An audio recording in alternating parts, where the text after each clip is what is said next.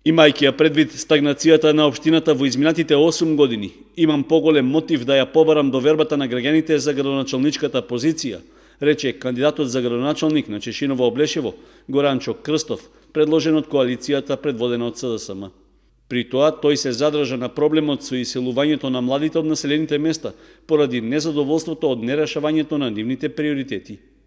Во изминатите 8 години, наместо да се грижат за нас граѓаните на општина Чешиново Облешево, тие се грижија за своји лични потреби и задоволување на потребите на нивните најблиски.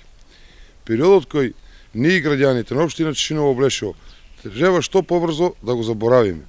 Се повеќе сме свесни за тоа како и колку илјади својата екзистенција ја бараат надвор од нашата држава. Незадоволството трае предолго. Ние со честно и одговорно работење заедно со вас можеме да го промениме тоа.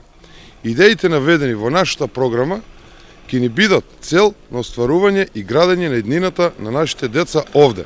Крстов рече дека со поддршка од централната власт на младите во општина Чешиново Облешево ќе им биде овозможено сами да се вклучат во дефинирањето и решавањето на нивните приоритети.